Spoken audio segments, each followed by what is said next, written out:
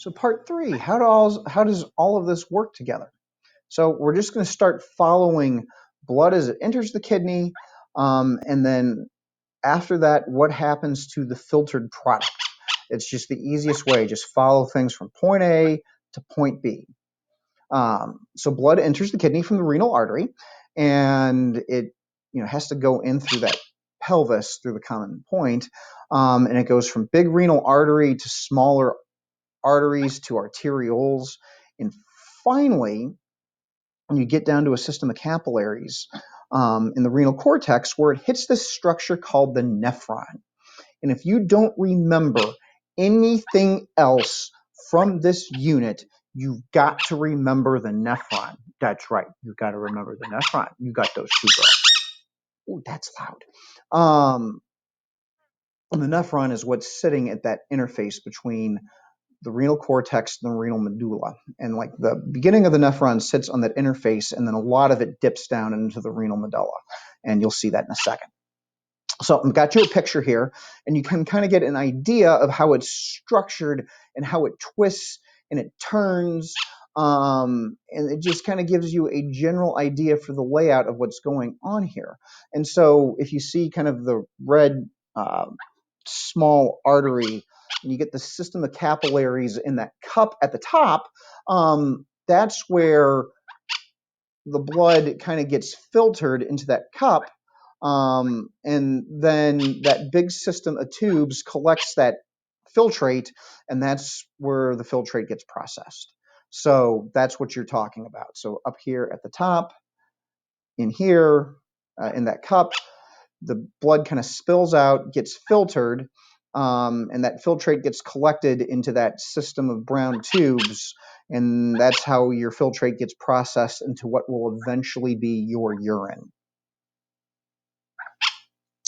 So that cup around the capillaries is referred to as your Bowman's capsule. And so the blood that was in your capillaries kind of oozes out there, but not everything leaves the capillary. At least it's not supposed to all leave the capillaries at that point, not if you're healthy. The stuff that's supposed to stay in your capillaries, your red blood cells are supposed to stay in there. Your proteins are supposed to stay in your capillaries, and they should hold on to some water. That's oncotic pressure, but everything else should get filtered out. So some ions, glucose, urea, that kind of stuff. It's kind of like think of it like a strainer. If you're dumping out pasta that you're washing off, it collects the big noodles, and then everything else passes through. So this first step of filtering is just passive. Your capillaries hold on to the big stuff, the little stuff gets through and enters that collecting system. But a lot of the rest of how your filtrate gets processed is active. Your kidneys can regulate how much sodium and potassium and chloride and acid get back into your bloodstream. And based on things like your diet, your sodium content, your blood pressure, what hormones your body has secreted, what kind of blood flow your kidneys are seeing, your nephron can reabsorb more sodium. It can let more pass through. It can reabsorb more water. It can let more pass through. It can reabsorb more sodium. So don't get caught up in super small details. The big point is that first part is kind of like the colander and the pasta getting dumped in there, but the rest of it is very intentional about what gets let through and what doesn't. And so I'm going to show you a couple of pictures, and then I'm going to talk my way through them. But the big part is there's a passive part and there's an active part.